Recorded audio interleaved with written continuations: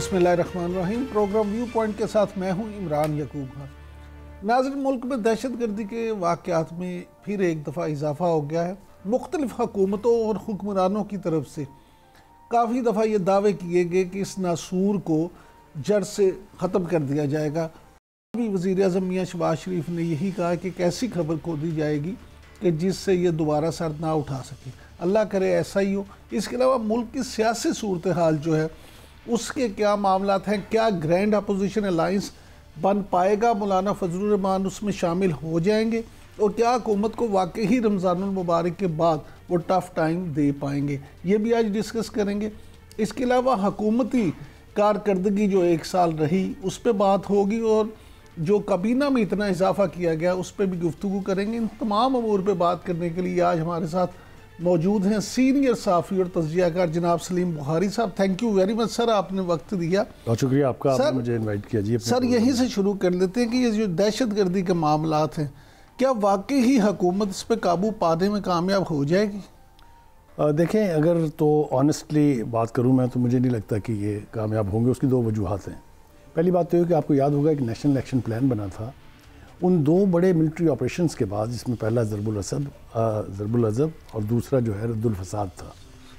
ये फितना किसी हद तक काबू आ गया था, लेकिन उसके बाद फिर एक नेशनल एक्शन प्लान बनाया गया कि आप इस फितने को यकसर ख़त्म करने के लिए सूबाई सतह पर और मरकज़ी सतह के ऊपर एक्शन लें। बाकायदा वो एक प्लान आपने भी उसके ऊपर प्रोग्राम भी किए हैं, आपको पता भी है। लेकिन ना ही तो मरकज़ ने लेटर एंड स्पिरिट में काम किया और ना ही किसी सूबे ने।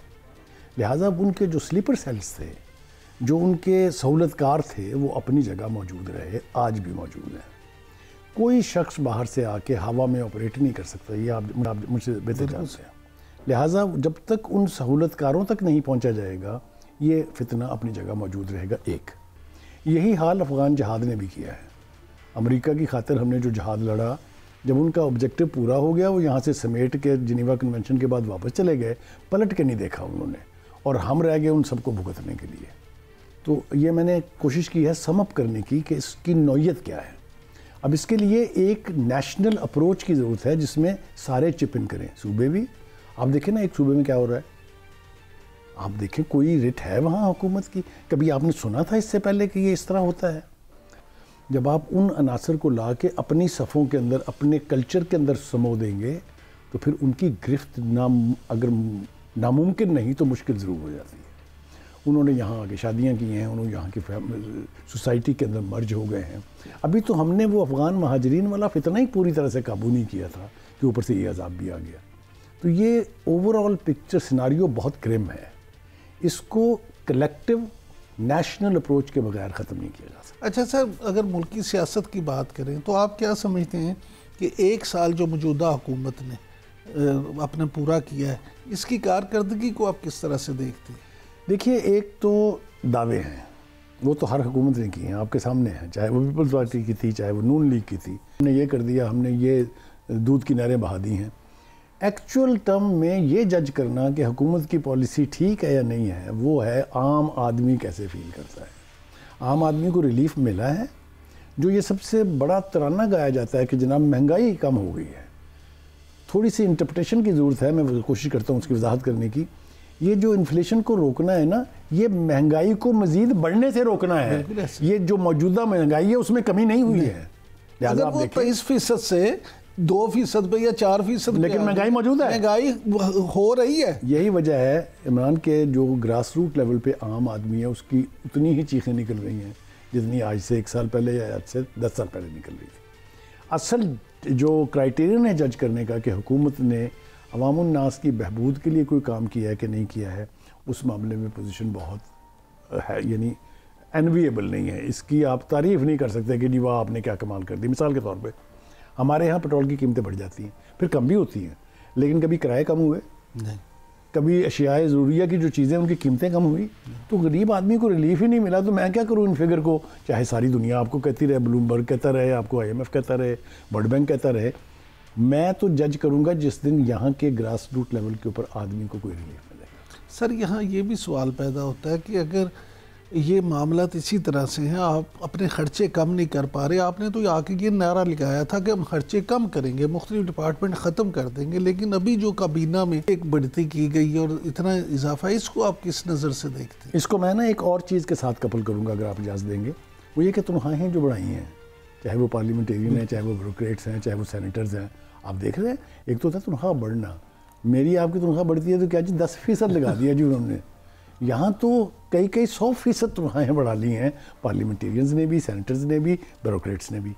तो एक ऐसी कौम जो इन्फ्लेशन का शिकार है, जिसके यहाँ इकोनॉमिक स्टेबिलिटी नहीं है, ख़ुद हुकूमत मानती है, वहाँ इस तरह के अल्ले तल्ले जो हैं उससे फ़ायदा नहीं होने वाला। अब आ जाइए आपकी तरफ।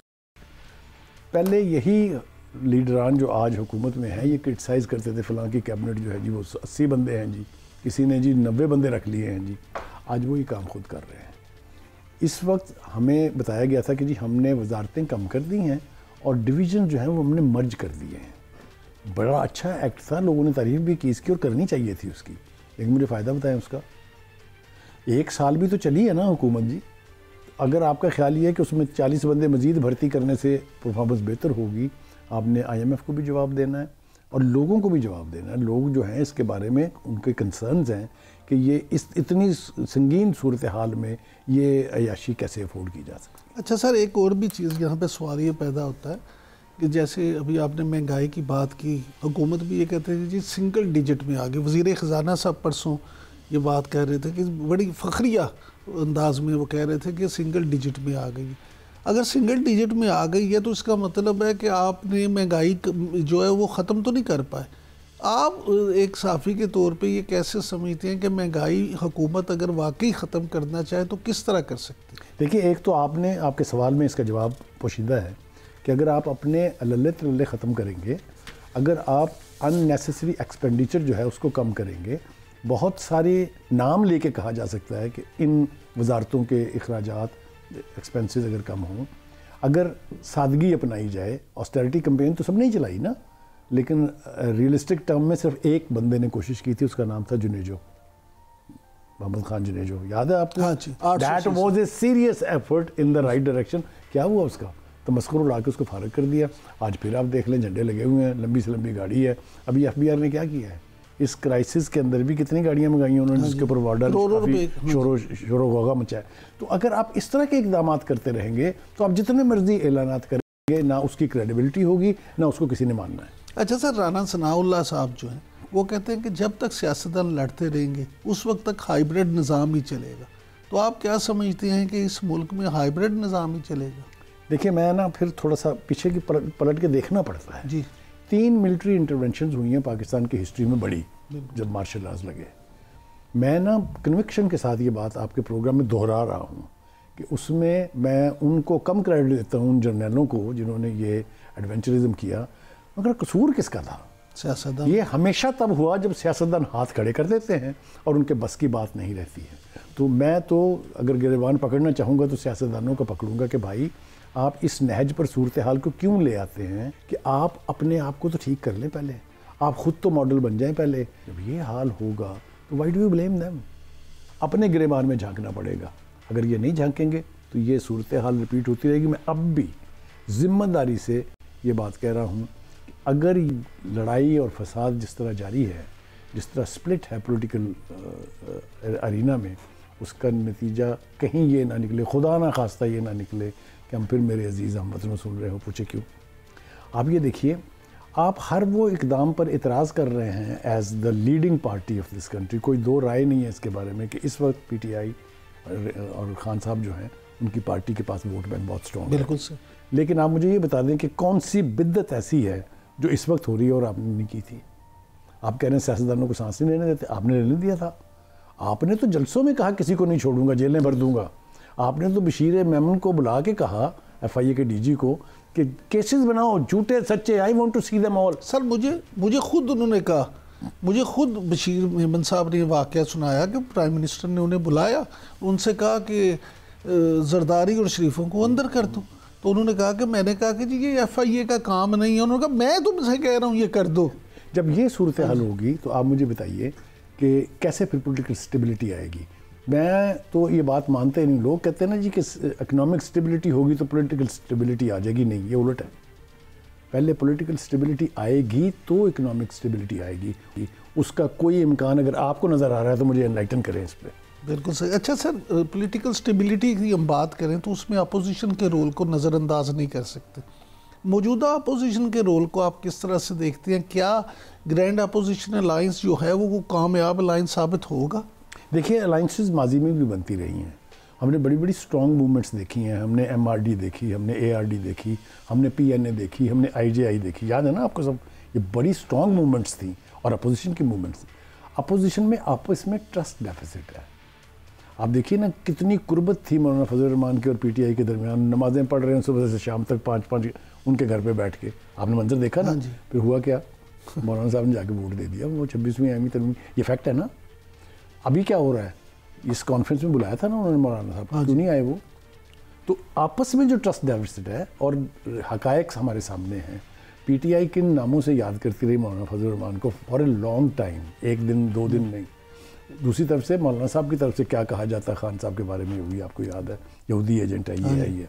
जब आपस में ट्रस्ट डेफिसिट इतना होगा तो यूनिटी नहीं आएगी, यूनाइटेड अपोजिशन नहीं होगी, स्प्लिट रहेगी अगर, तो उसका हुकूमत को फ़ायदा होता है।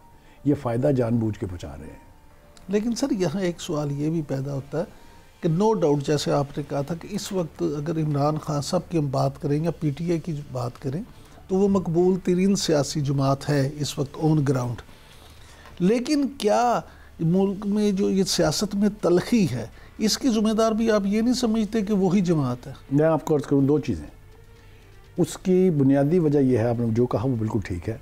एक तो ये कि उस पार्टी का अपना हाल देखें, ज़रा एनालाइज़ करें आप। उसमें आपको शेर अफजल मरवत मिलेगा, उसमें आपको फवाद चौधरी मिलेगा, उसमें आपको अलीमीन गंडापुर मिलेगा, उसमें आपको आतिफ खान मिलेगा। यानी उसमें वकला के ग्रुप की भाई मैं बात नहीं कर रहा, वो भी 4 ग्रुप हैं खैर से।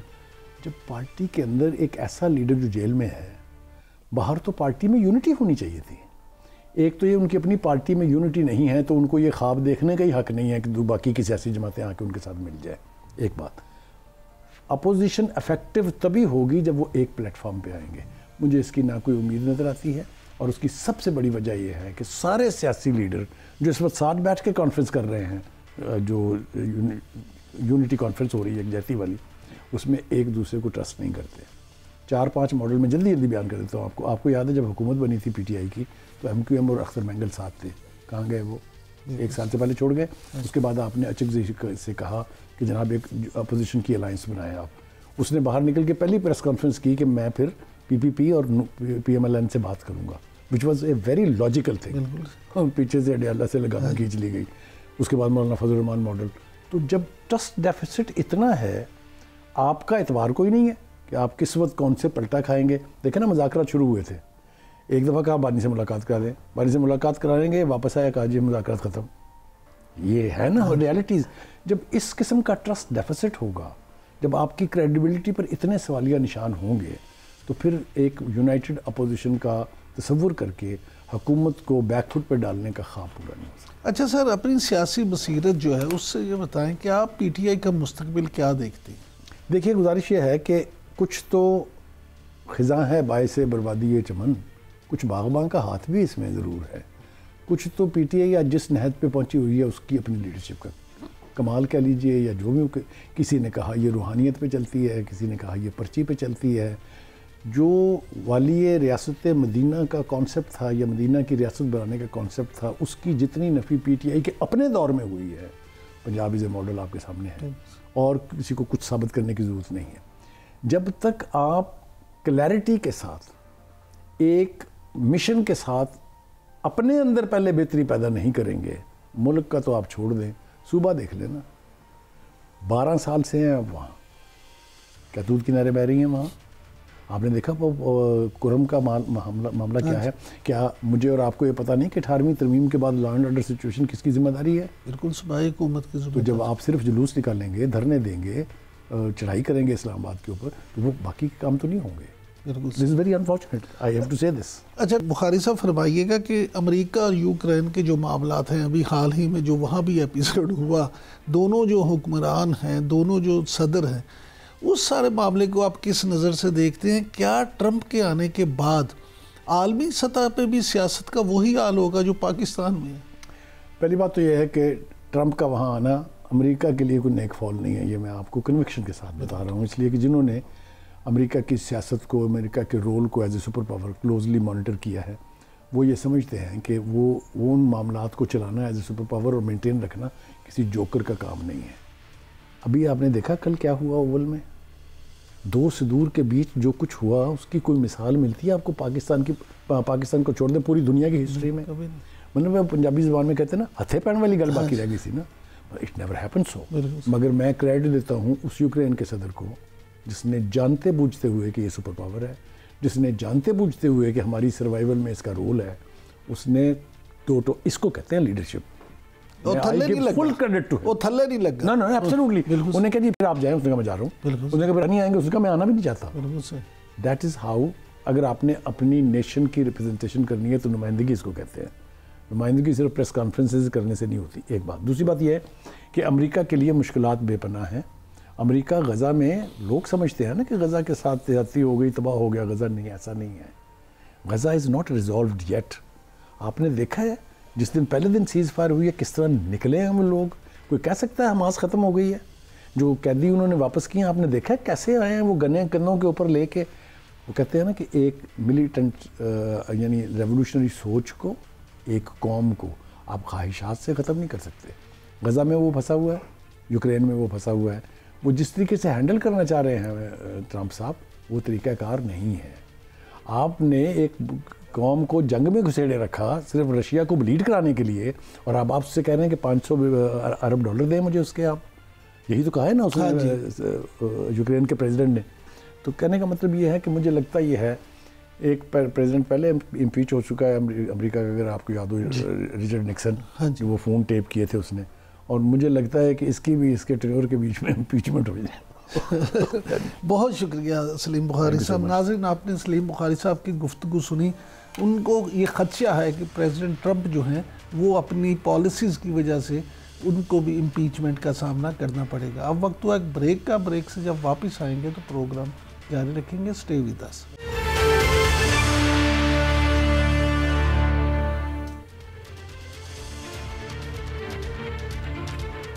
Welcome back. नाज़रीन, जैसा कि रमज़ानुल मुबारक की आमद हो चुकी है, आगाज़ हो चुका है, तो हमारा शायद ये अलमिया रहा है पूरी दुनिया में, अगर आप देखें इवन वेस्ट में चले जाएं और वो ममालिक जहां हम कहते हैं कि काफिर बसते हैं, वहाँ पे सूरत हाल ये है कि जब उनका कोई मजहबी त्यौहार आता है, वो ईस्टर हो, वो क्रिसमस हो या कोई भी ऐसा कोई त्यौहार हो, तो वहाँ पे सेलें लग जाती हैं, वहाँ तमाम चीज़ें सस्ती कर दी जाती हैं और जेन्युइन सेल लगती है। यहाँ पे सूरत हाल इसके बिल्कुल उलट है। हम नाम कहने को तो मुसलमान हैं, लेकिन सूरत हाल ये है कि जैसे ही रमज़ान का आगाज़ होता है, चीज़ें जो हैं वो सब महंगी हो जाती हैं, कीमतों को पड़ लग जाते हैं। हत्ता कि खाने पीने की अशिया जो हैं वो भी रमज़ान से 10 दिन पहले जिन रेटों पे मिलती हैं उससे कहीं महंगी रमज़ान में मिलती हैं। तो इसकी क्या वजह है, मामलात क्या हैं, सारी सूरत हाल जानने के लिए आज हमारे साथ मौजूद हैं मरूफ माहिर मुआशियात जनाब डॉक्टर शाहिद हसन सिद्दीकी साहब। Thank you very much doctor साहब। यहीं से पहले आगाज़ कर लेते हैं कि ये क्या वजह क्या है कि रमज़ान शुरू होते ही कीमतों को पड़ क्यों लग जाते हैं, क्यों महंगाई हो जाती है? बहुत शुक्रिया आपका। देखिए, हमारी जो कौम है, हमारे जो हुक्मरान हैं, हमारे लीडर हैं, दूसरे लोग हैं, मुझे ऐसा लगता है अब ये जो कुछ महंगाई बढ़ रही है इसमें रोज़ेदारों का भी कसूर है, ताजिर बिरादरी का भी कसूर है, सूबाई हुकूमतों का भी कसूर है, वफाकी हुकूमत का भी कसूर है, FBR का भी है, और consumer so called consumer societies है उनका भी कसूर है। पहले हम रोज़ेदारों की बात कर लें, बाकी तो है ना। देखिए, रोज़ा जो है ना ये सब्र का नाम है, लेकिन हमने ये देखा, हम भी खुद भी शामिल हैं, कि अफ्तार में हम अपनी जो चीज़ें खाते हैं वो एकदम वो बढ़ा देते हैं, दही, चने, ये मशरूबात, ये चीज़ें, तो ये वो तो रहा नहीं। तो जब अचानक आप ये चीज़ें का कंजम्पशन बढ़ाएंगे तो कीमत बढ़ेगी।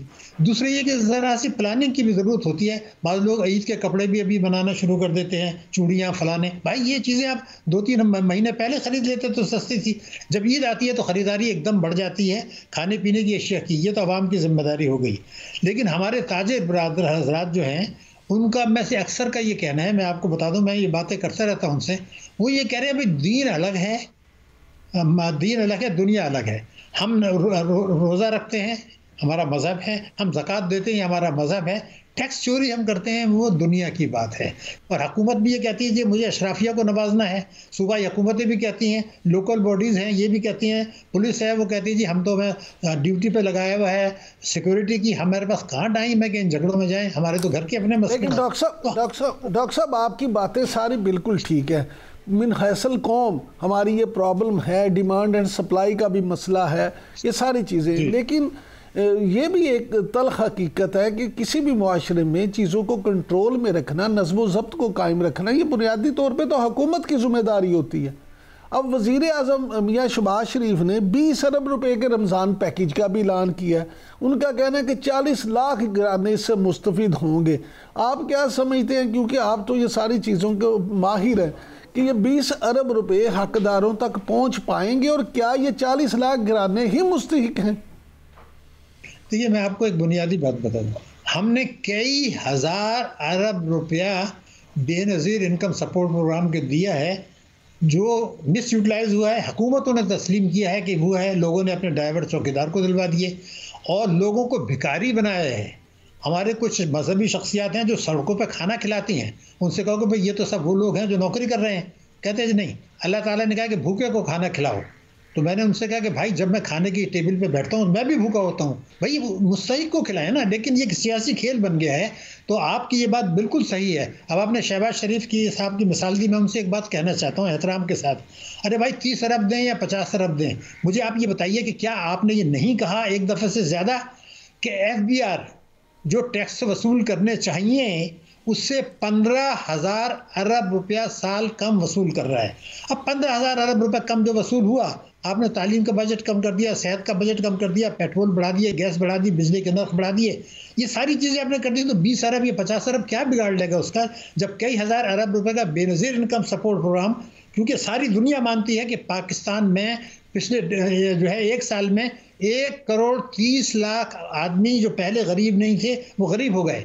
ये भी हम मानते हैं, सब मानते हैं कि बेरोज़गारी की शरह बढ़ी है क्योंकि आपकी मईशत तरक्की नहीं कर रही है। आप कहते हैं हम तो इस्तेकाम में लगे हुए हैं।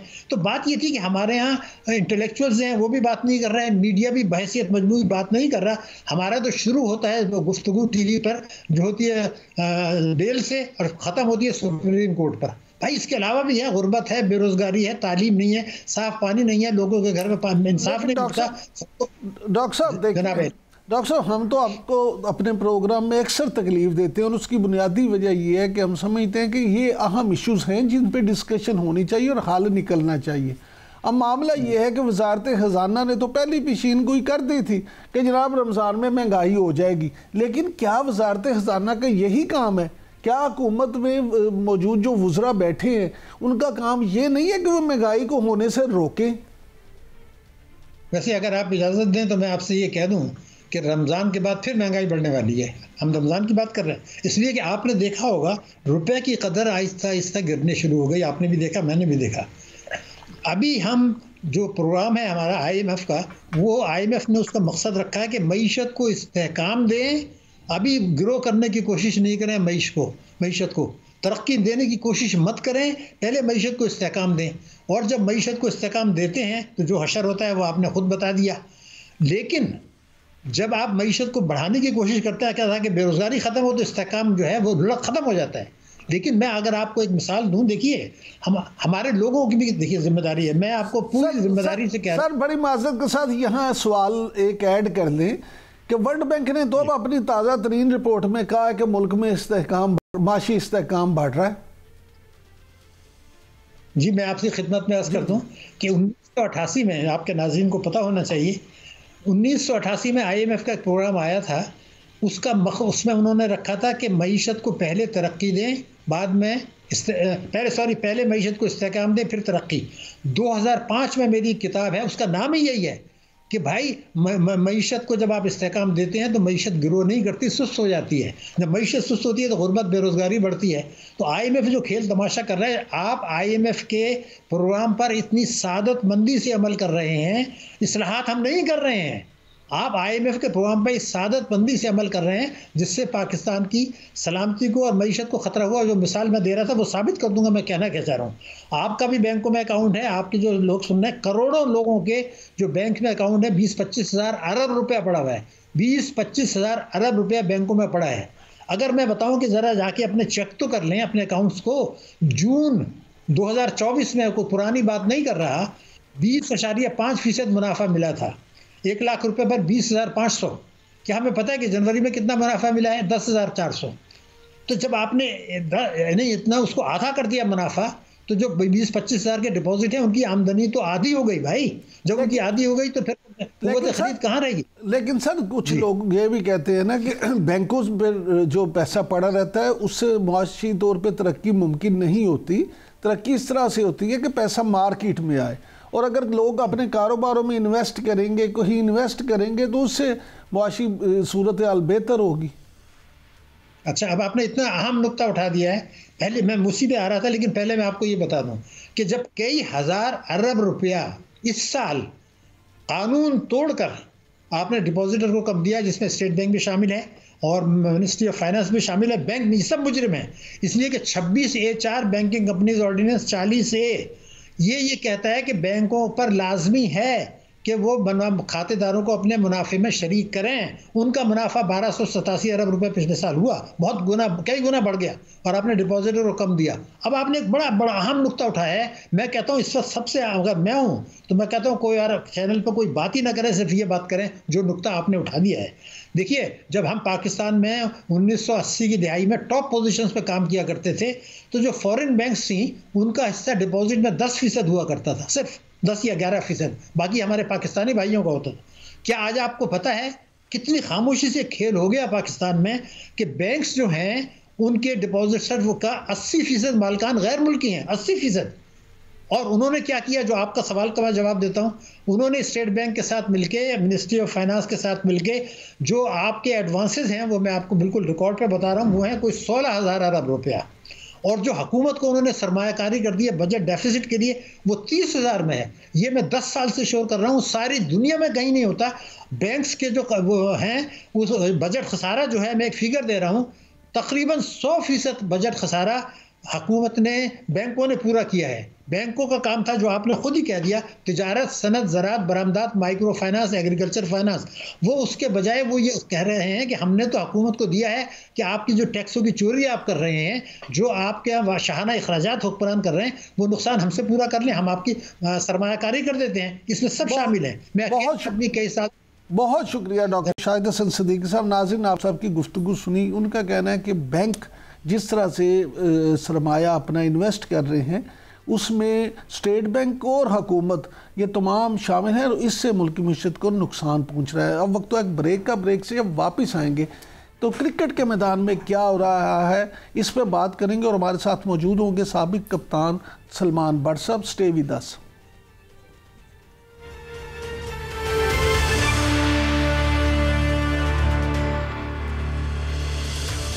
Welcome back. नाज़रीन, जैसा कि आप सब जो ये बात अच्छी तरह से जानते हैं कि पाकिस्तानी बहसीयत कौम क्रिकेट से मोहब्बत करते हैं। क्रिकेट लविंग नेशन अगर ये कहा जाए कि पाकिस्तानी है तो इसमें कोई बेजा बात नहीं होगी। तो चैम्पियंस ट्रॉफ़ी में टीम की नाकस कारकर्दगी ने जहां तमाम पाकिस्तानियों को दुखी किया है, वहीं चेयरमैन PCB मोहसिन नकवी और उनकी टीम भी हासे नाला नज़र आते हैं। नई क्रिकेट टीम बनाने के हवाले से और न्यूजीलैंड के दौरे के हवाले से बहुत सी चहमगोइयाँ हो रही हैं और बहुत सी बातें मार्केट में गर्दिश कर रही हैं। मौजूदा सूरत हाल क्या है, बोर्ड क्या करने जा रहा है, नया कोच कौन होगा और टीम को किस तरह से संभाला जाएगा, इन सारे मौजू पे बात करने के लिए आज हमने अपने प्रोग्राम में तकलीफ दिया साबिक कप्तान जनाब सलमान बट साहब को। Thank you very much but साहब, आपने वक्त दिया। सर, यहीं से बट साहब शुरू कर देते हैं पहले कि ये खबरें आ रही हैं कि जो सीनियर खिलाड़ी हैं वो ब्रेक पे जा रहे हैं और यंगस्टर को मौका दिया जाएगा। इस ज़मीन में जितने यंगस्टर्स डोमेस्टिक में खेलते रहे हैं उनको बोर्ड ने बुला भी लिया है। तो आपके पास क्या खबरें हैं, क्या वाकई ही न्यूजीलैंड के खिलाफ T20 सीरीज़ के लिए नई टीम ही जाएगी? देखिए, ये हमारे यहाँ ऐसे किस्म का रिएक्शन होता है और एक्सपेक्टेड भी है, लेकिन मसला यह है कि ये लड़कों के साथ परसिस्ट किया जाए। कुछ अरसा पहले भी एक इस तरह हुआ था, पाकिस्तान वर्ल्ड कप में अच्छा नहीं खेला था, तो अब उसके बाद अफगानिस्तान से शारजा में सीरीज थी, नई टीम भेज दी, पहला मैच जाके हारे, रौला पड़ गया जी सबको वापस बुलाएं, सबको वापस बुलाएं। तो अगर आप ये काम करने लगे हैं तो नए लड़कों के साथ परसिस्ट करें, 3 से 4 टूर्स उनको करवाएं, और ये तो अंडरस्टैंडिंग है कि वो हार भी सकते हैं, वो हो सकता है उन्हें स्ट्रगल भी हो इंटरनेशनल लेवल पे, लेकिन उन्हें एडजस्ट होने का टाइम दें और लोगों को भी बताएं कि do not expect outright victories, इसमें मुश्किलात होंगी लेकिन प्लेयर बनाने का तरीका ये है। और स्पेशली हमारे पास तो यही तरीका, क्योंकि ना हम अंडर 19 का टूर कराते हैं ज्यादा, ना हमारी ए टीम को रेगुलर टूर्स करती है, तो हमारे बच्चों को एक्सपोजर कहीं मिलता ही नहीं है। तो एक्सपोजर देना है तो फिर उनको 3 से 4 टूर परसिस्ट करें, ताकि आने वाले एशिया कप और वर्ल्ड कप से पहले आपके पास एक बंच ऑफ प्लेयर्स हो जिसमें से आप पिक एंड चूज कर सके। लेकिन बट साहब यहाँ ये भी सवाल पैदा होता है कि बाबर आजम हो, मोहम्मद रिजवान हो, या जो पुराने खिलाड़ी हैं, अगर उनकी परफॉर्मेंस किसी वजह से ठीक नहीं, वो आप टीम की ग्रुपिंग हो या बैड पैच हो या कुछ भी हो, तो ये भी तो कोई सही तरीका कर देंगे कि आप हर जुर्म की सजा मौत तो नहीं होती कि आप टीम से ही बाहर निकाल दें या टीम में रख लें, उसमें भी तो काम होना चाहिए कोई। देखिए इमरान भाई, आपने बिल्कुल सही फरमाया, लेकिन ये क्रिकेट का एक कुदरती प्रोसेस है, ये नेचुरल प्रोसेस है कि जब आप थोड़ा ऑफ कलर होते हैं, आप स्ट्रगल करते हैं, तो आप अपनी प्रॉब्लम्स को ठीक करने के लिए डोमेस्टिक में जाते हैं। आप अपनी जो डेफिशिएंसीज है उसको कवर करने के लिए आप टीम के अंदर रह के, वो रेक्टिफिकेशन बड़े अरसे से चल रही है, नहीं हो पा रही, तो फिर ऐसे में होता है कि थोड़ा सा आप टाइम ऑफ करें, आप अपनी प्रॉब्लम्स जो कि मेंटल भी हो सकती हैं और टेक्निकल भी हो सकती हैं, आप थोड़ा सा टाइम ऑफ जो है ये आपको काफी फायदा दे सकता है, आप अपनी चीजों पे काम करके स्ट्रांगली वापस आ सकते हैं। बाबर आजम पाकिस्तान के बिलाशुबा बेहतरीन प्लेयर है, रिजवान बड़ा शानदार कीपर है, साथ बैटिंग बड़ी अच्छी करता है, बड़ी परफॉर्मेंसेज हैं, या बॉलिंग जो हमारा यूनिट है वो भी सब में से बेहतर वही हैं, लेकिन जो भी कर रहे हैं इस टाइम वो चल नहीं रहा, तो ब्रेक लेना या थोड़ी देर के लिए ड्रॉप होना ये कोई बेइज्जती नहीं है, ये कोई ऐसी चीज नहीं है कि जिसको दिल से लगा लिया जाए। ये होता है सारे मुल्कों में, दुनिया में ऐसा होता है। बट साहब दूसरे मुल्कों में इसलिए होता है कि उनके पास पीछे, आप तो हमसे कहीं बेहतर जानते हैं, उनके पास पीछे लाइन में 2-2 टीमें खड़ी होती हैं, उनके लिए तो फैसला करना मुश्किल होता है कि किसको टीम में डालें किसको ना डालें। हमारे यहाँ तो प्रॉब्लम ये है कि पीछे, जैसे आपने खुद जिक्र किया, अब आगे एशिया कप आने वाला है, T20 वर्ल्ड कप है, तो हम इसी सूरत हाल में रहेंगे या कोई बेहतरी होगी? देखिए, इस बेहतरी के लिए आपको जो तजर्बा देना है, तजर्बा तो कहीं और नहीं मिल सकता ना सिवाय ग्राउंड के अंदर खेलने के। तजर्बा बताने से तो नहीं मिलता ना, खाली देखने से मिलता है, वो प्रैक्टिकल्स करने पड़ते हैं। तो ये प्रैक्टिकलिटी के लिए इनको अंदर भेजना जरूरी है, और उसमें हो सकता है कि आपकी विनिंग रेशो जो है वो कॉम्प्रोमाइज हो, लेकिन वो पहले भी तो अच्छी नहीं है, अभी भी तो आप सबसे पहले टूर्नामेंट से बाहर हुए हैं, तो क्या फर्क नतीजा हो जाएगा? हम क्यों घबराए हुए हैं? हमें क्यों इनसिक्योरिटी है? दुनिया में दूसरी टीमें नहीं बदलती अपने प्लेयर्स? क्या इंडिया T20 में पिछली 5 सीरीज में उनका बैच ही डिफरेंट है, वो लड़के ही और हैं जो खेल रहे हैं। तो उन्होंने आहिस्ता आहिस्ता इंडक्ट करके अब जीतना शुरू कर दिया है। अब वो ऐसी टीम है कि एक टाइम पे 2-3 टीमें बना सकती है। ऑस्ट्रेलिया के भी देखें, नए लड़के आए, तीनों मेन बॉलर उनके नहीं है चैंपियंस ट्रॉफी में, वो फिर भी जीते हैं। लेकिन बट साहब आपने अभी बैटिंग को हैवी कर लिया, वो बैटिंग पे मैच। बट साहब आपने इंडिया की मिसाल दी, अब देखें इंग्लैंड ने अफगानिस्तान पे मैच हारे, अफगानिस्तान से बटलर ने इस्तीफा दे दिया। हमारे यहाँ ये सूरत हाल है कि वसीम अकरम साहब कहते हैं कि जी 5-6 जो सीनियर खिलाड़ी हैं इनको वैसे ही फारिग कर देना चाहिए। दूसरे एक साबिक कप्तान है शाहिद अफरीदी साहब, हाँ जी, शाहिद अफरीदी साहब जो हैं उन्होंने उस पे आरे हाथों लिया कि जी ये क्या बात है। तो ये प्रॉब्लम ये है कि ये वसीम अकरम लेजेंड हैं, शाहिद अफरीदी लेजेंड हैं, हमें तो क्रिकेट इन्होंने समझानी है ना, ये एक दूसरे से मुत्तफिक नहीं तो टीम में हाक क्या होगा बेहतरी? देखिए, मैं इसमें एक बात कहूँगा समझने वालों के लिए कि जब आपके घर में मसला होता है ना, तो आप शरीकों की तरह बैठ के नहीं समझाते अपने लोगों को। बिल्कुल ठीक है। तो मेरा ख्याल है कि ये अक्लमंदों के लिए इशारा काफ़ी है। अगर आप वाकई मीनिंगफुल डायलॉग चाहते हैं और आप चाहते हैं कि अच्छी बात हो, कंस्ट्रक्टिव हो और हम लोग ग्रो करें, तो उसकी जगह काम करने की और बात करने की और है, वो प्लेटफॉर्म्स और हैं। बिल्कुल सर। बट साहब यहाँ सवाल ही है कि जो 50-50 लाख रुपए ले रहे हैं, मेंटोर बन के बैठे हैं, उनका भी कोई फर्ज बनता है कि नहीं? देखिए उनका काम बिल्कुल डेवलपमेंट रिलेटेड है, उनको 30-30 प्लेयर्स क्रिकेट बोर्ड ने नॉमिनेट करके दिए हैं, लेकिन मैं ये समझता हूँ कि वो डेडिकेटेड काम है और उसमें उनको थोड़ा सा फ्री हैंड देना चाहिए, उनकी फिर कंसल्टेशन बाकी प्रोसेस के अंदर होनी चाहिए और वो चीज़ नज़र आनी चाहिए। अभी अगर आप उन लोगों को सुने, क्योंकि उनमें से 2-3 लोग टीवी पे बैठे हैं, आपको उनकी बातें सुन के लगता है कि जी हमारी इनपुट नहीं है, हमसे ये नहीं पूछा गया कि उन्होंने तो ये कहा है कि जो हमारे इंटरनेशनल प्लेयर हैं इनके साथ हमारी कॉरेस्पॉन्डेंस ही नहीं है। सो ये चीजें लिंक अप होंगी ना, तभी आप उसके अंदर फर्क डाल सकते हैं।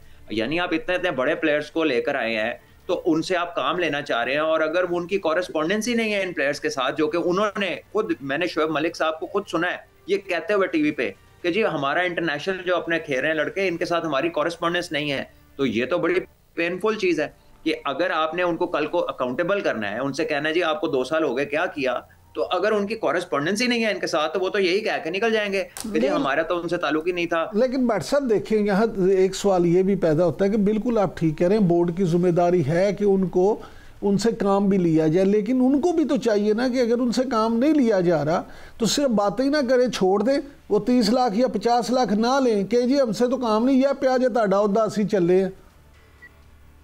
100% मैं आपसे एग्री करता हूं। ये मैंने GNN के प्लेटफॉर्म पे परसों भी ये बात की है कि अगर आप लोग ये समझते हैं आपके ऊपर सवाल आ रहा है लेकिन आपकी इनपुट नहीं है, तो आप अपना काम ना कीजिए, आप कोई और काम कर लें। कुछ जरूरी थोड़ी है यही काम रह गया, वो खुद भी तो कहते हैं कि हम नहीं है, तो यू हैव योर चॉइस। अच्छा भट्ट साहब ये फरमाइएगा कि मोहसिन नकवी साहब रवा माह में खबरें हैं कि वो एशियन क्रिकेट काउंसिल की भी सदारत संभाल लेंगे और फिर जो एशियन कप है उसका वेन्यू भी डिसाइड होगा, तो आप क्या समझते हैं कि मोहसिन नकवी साहब जो हैं वो कामयाब हो जाएंगे? जो इंडिया के साथ हमारा मुआहदा हुआ है तो उसमें एशियन कप अब इंडिया में नहीं होगा। देखिए बात तो ये हुई है कि अगर इंडिया में होगा तो पाकिस्तान अपने मैचेस बाहर खेलेगा जी, और अगर फिर फाइनल में पाकिस्तान हुआ तो फिर वो फाइनल भी बाहर होगा, तो ये बात तो अब तय हो चुकी है। अब इससे अगर बैक ट्रैक करेंगे तो वंस अगेन फिर इंडिया क्रिकेट बोर्ड की जो कि फाइनेंशियल मसल इस टाइम बहुत बड़ा है कि वो प्रिंसिपल्स के बियॉन्ड चली जाती है वो वाली पावर, तो वो they are calling the shots, तो फिर देखते हैं कि वो उसको किस तरह डिटरमिन करते हैं। लेकिन अभी तक तो जो मुआहदा हुआ है वो यही हुआ है कि जब इंडिया में इवेंट होगा तो पाकिस्तान अपने मैच बाहर खेलेगा। अच्छा सर, आखिर में ज़रा भट्ट साहब ये बता दें कि ये खबरें हैं कि सकलैन मुश्ताक साहब को कोच बनाया जा रहा है, बोर्ड को गैर मुल्की कोच नहीं लाना चाहता बल्कि वो चाहते हैं मुल्की ही कोई कोच हो, तो आप क्या समझते हैं सकलैन मुश्ताक साहब जो हैं इस कठिन वक्त में ये जिम्मेदारी आसान तरीके से निभा लेंगे? देखिए सकलैन भाई एक टीम के मेंटोर हैं और उन्होंने पहले भी पाकिस्तान के साथ कोचिंग रोल्स में काम किया और दूसरी टीमों के साथ भी किया है। So I wish him all the very best और देखते हैं कि वो कैसा काम करते हैं, क्योंकि मैं उनके साथ कभी इस रोल में रहा नहीं हूँ कि वो कोच हों और मैं प्लेयर हूँ, तो मुझे एग्जैक्टली उनका वर्किंग स्टाइल नहीं मालूम, लेकिन जो पहले उन्होंने टाइम गुजारा है उसमें सक्सेस भी मिली है, उसमें मुश्किलात भी हुई हैं। तो अब देखना है कि इस बार वो कैसे जाते हैं और क्या तब्दीली लेकर आते हैं, क्योंकि इस बार उनके साथ हो सकता है प्लेयर काफ़ी नए हों। बहुत शुक्रिया सलमान भट्ट साहब। नाज़रीन, आपने सलमान भट्ट साहब की गुफ्तगू सुनी। उनका कहना है कि इंडिया इतना पावरफुल है कि वो कई दफ़ा असूलों से बियॉन्ड जाके भी फ़ैसले कर देता है। और जहाँ तक नए कोच की बात है, तो अगर सकलैन मुश्ताक साहब को ये ज़िम्मेदारी मिली तो वो ऐसे तरीके से इसको अदा करने की सलाहियत रखते हैं। आज के लिए इतना ही, अब आपसे मुलाकात होगी नेक्स्ट वीक। तब तक के लिए इजाज़त दीजिए। अल्लाह निगहबान।